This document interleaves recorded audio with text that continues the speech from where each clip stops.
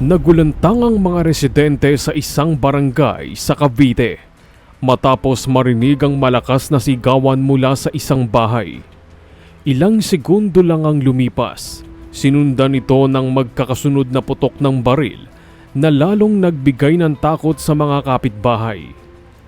May ilang residente ang nagtago at ang ilan naman ay matapang na lumabas upang silipin ang pinagmulan ng gulo. Ang ilan ay alertong tumawag sa pulisya upang agarang umakto sa insidente. Makalipas ang ilang minuto, dumating ang mga otoridad sa naturang bahay. Bahagyang nakabukas ang gate, bagamat walang senyales na may tao sa bahay. Tumawag ang mga pulis ngunit dahil walang tugon sa loob ay napilitan silang puwersahing buksan ang pinto. Pagpasok nila sa kwarto, doon nila natagpuan ang bangkay ng isang babae na kinikilalang si Jennifer Alcantara, 32 anyos. Katabi niya ang katawan ng isang lalaki. Nakalaunan ay kinilalang si Police Corporal Mark Arrogante. Habang sinusuri ang lugar, may ilang residente ang lumapit upang magbigay ng pahayag. Ayon sa kanila, pagkatapos ng ingay, may nakita silang lalaking mabilis na lumabas ng bahay. Halata raw ang pagmamadali nito habang tumatakbo palayo sa lugar. Habang nagpapatuloy ang investigasyon, unti-unting lumitaw ang katotohanan. Ang kwento ay magsisimula sa buhay ng mag-asawang Alcantara. Si Roger Alcantara, 35 anyos, sa isang seaman na halos 10 taon nang nagtatrabaho sa barko. Para sa kanya, ang bawat biyahe ay hindi lamang trabaho, kundi sakripisyo para sa kanyang pamilya. Buwan-buwan, ipinapadala niya ang malaking bahagi ng kanyang kinikita sa Pilipinas upang matiyak na maayos ang buhay ng kanyang asawa at anak. Sa Cavite naman, naiwan ang kanyang asawang si Jennifer kasama ang kanilang 7 taong gulang na anak. Sa simula maayos ang kanilang pagsasama, madalas silang mag-usap sa video call tuwing may signal si Roger sa barko.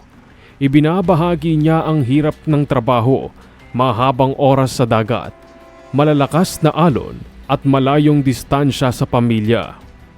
Sa kabila ng lahat, hindi siya nagkulang.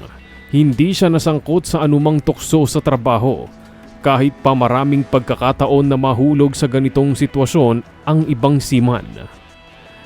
Para kay Roger, malinaw ang kanyang layunin, ang mabigyan ng maayos na kinabukasan ng kanyang pamilya. Sa Pilipinas naman, si Jennifer ang tumayong ilaw ng tahanan. Siya ang nag-aalaga sa kanilang anak, nag-aasikaso ng bahay at namamahala sa mga gastusin. Sa panlabas, tila maayos ang kanilang buhay, isang pamilyang nagtutulungan kahit magkalayo. Ngunit habang tumatagal ang pananatili ni Roger sa dagat, unti-unting nagbago ang sitwasyon. Ang mga araw ni Jennifer ay naging paulit-ulit. Gigising, mag-aalaga sa anak, gawaing bahay at muli na namang tahimik sa gabi. Sa mga oras na wala siyang kausap, naramdaman niya ang matinding pag-iisa. Kahit pa may komunikasyon sila ni Roger, hindi nito napuna ng kakulangan ng pisikal na presensya ng asawa. Unti-unting nagsimulang pumasok ang pagkabagot sa kanyang buhay. Dumating ang panahong madalas na siyang lumabas ng bahay. Minsan ay para mamili, minsan ay para ihatid ang kanilang anak sa lolo't lola nito. Sa mga simpleng lakad na yun, hindi niya inaasahan na muling magtatagpo ang kanyang landas sa isang taong bahagi ng kanyang nakaraan.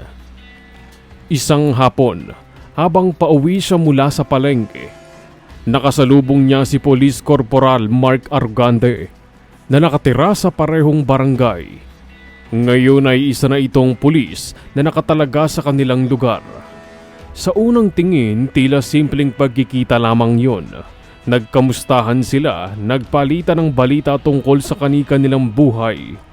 At doon muling nabuhay ang dating pamilyar na pakiramdam. Si Mark ay kilala sa kanilang lugar. Sa kabila ng kanyang trabaho bilang pulis, hindi linggid sa ilan ang kanyang pagiging babaero. Gayunpaman, sa harap ni Jennifer, Ipinakita niya ang isang mas mahinahong anyo, isang lalaking marunong makinig at magbigay ng atensyon. Sa mga sumunod na araw naging madalas ang kanilang pagkikita. Nagsimula sa simpleng usapan sa labas ng bahay hanggang sa palitan ng mensahe sa cellphone. Para kay Jennifer, ang presensya ni Mark ay tila sagot sa kanyang nararamdamang pag-iisa. Unti-unting naging mas personal ang kanilang usapan. Mula sa mga alaala ng nakaraan hanggang sa mga problema sa kasalukuyan.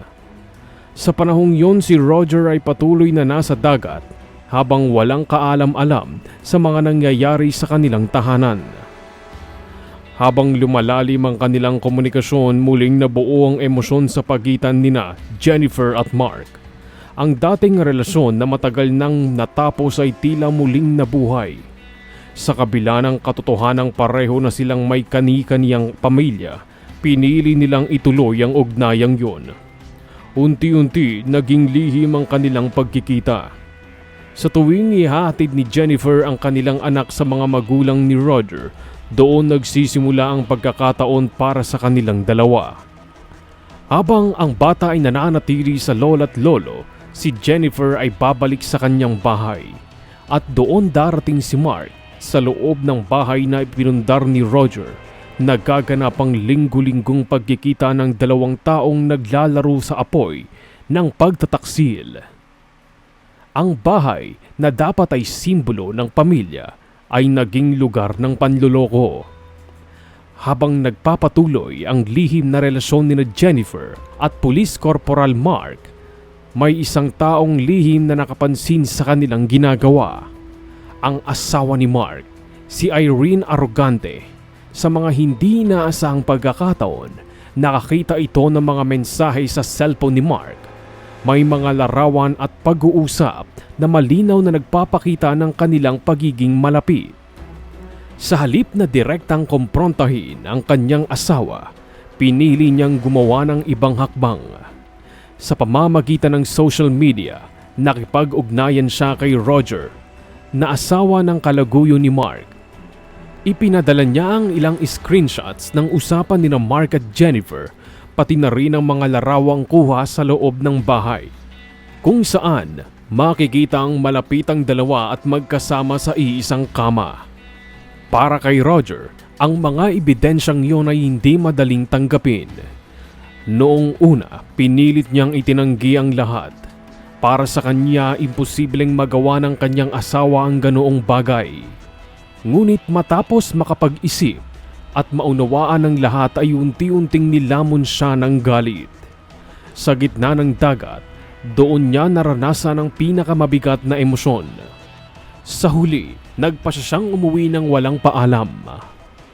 Hindi niya sinabi kay Jennifer ang kanyang pagdating.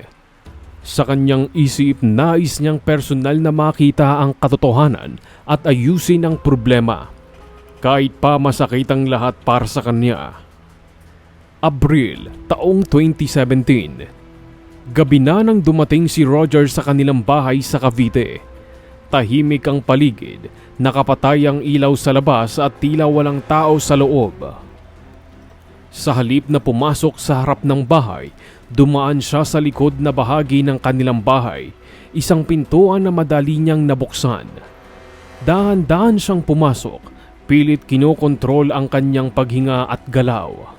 Habang papalapit siya sa kwarto, may narinig siyang maihinang tunog, mga ungol at langit-ngit ng kama na paulit-ulit ang tunog. Sa sandaling yon, tuluyan nang nawala ang kanyang pagdududa. Dahan-dahan siyang lumapit sa pintuan ng kwarto at sumilip sa silid na may malamlam na ilaw. Sa loob, nakita niya ang kanyang asawa na kasama ang ibang lalaki, si Mark Arrogante.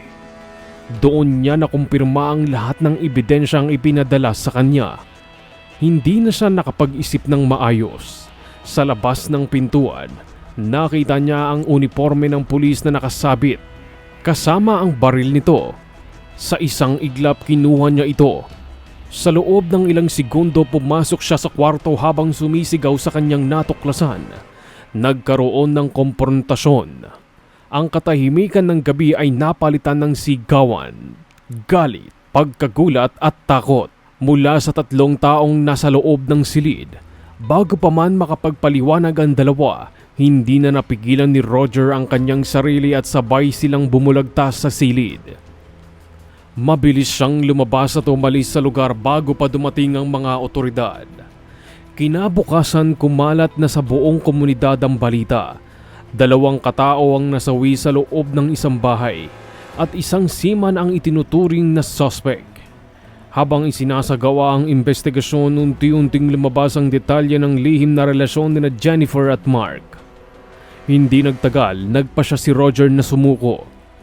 Makalipas ang isang araw ng pagtatago, nagtungo na siya sa himpilan ng pulisya at kusang iniharap ang sarili.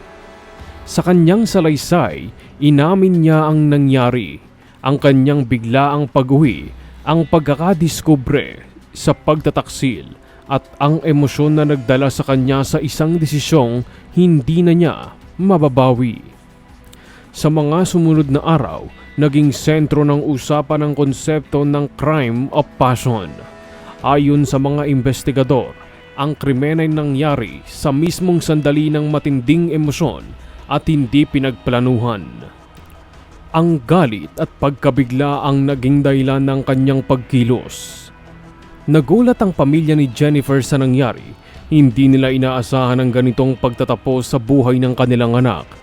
Sa kabilang panig naman, ang pamilya ni Mark, lalo na ang kanyang asawa, ay naharap din sa bigat ng katotohanan. Ang lihim na relasyon na naging sanhi ng trahedya. Sa kabila ng takot, nagpa siya ang pamilya ng 2 biktima na magsampa ng kaso laban kay Roger. Sa pagdinig ng kaso laban kay Roger, naging sentro ng usapin ang kalagayan ng kanyang isip sa mismong sandali ng krimen. Isa-isang inilahad sa korte ang mga pangyayari. Mula sa lihim na relasyon ni Jennifer at Police Corporal Mark hanggang sa biglaang pag-uwi ni Roger at ang kanyang pagkakadiskubre sa kanilang pagtataksil. Ang konsepto ng crime of passion ang naging mahalagang batayan sa paghusga sa kaso. Ayon sa desisyon ng hukom, kinilala ang biglaang pagputok ng emosyon bilang mitigating circumstance. Dahil dito hindi pinatawang pinakamabigat na parusa. Sa halip, hinatulan si Roger ng distiyero, isang parusa na nagbabawal sa kanya na lumapit o bumalik sa lugar kung saan naganap ang krimen, pati na rin sa pamilya ng mga biktima. Ang hatol na iyon ay nagdulot ng magkahalong reaksyon mula sa publiko.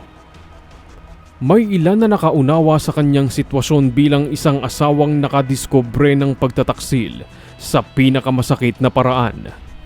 Ngunit mayroong ding tumuligsa sa desisyon na naniniwalang walang sapat na dahilan upang kitilin ang buhay ng ibang tao. Sa gitna ng lahat, may isang usapin na kinaharap si Roger, ang kapakanan ng kanyang anak. Matapos ang ilang buwang pagdinig, ipinaglaban niya ang kustudiya ng bata. Sa tulong ng kanyang pamilya, napatunayan niya sa korte na kaya niyang alagaan at palakihin ang kanyang anak sa maayos na kapaligiran. Sa huli, ipinagkaloob sa kanya ang kustudiya. Matapos ang kaso, umalis si Roger sa Cavite at bumalik sa kanilang probinsya sa Bicol. Doon niya sinimula ng panibagong buhay kasama ang kanyang anak. Malayo sa ingay ng nakaraan at sa lugar na nagpapaalala ng trahedya. Sa huli, ang kwento ay naging paalala na ang pagtataksil ay isang desisyon na may kaakibat na kaparusahan, at sa kasong ito, hindi lamang isang buhay kundi 2 tao ang tuluyang nagwakas dahil lamang sa pagiging makasarili.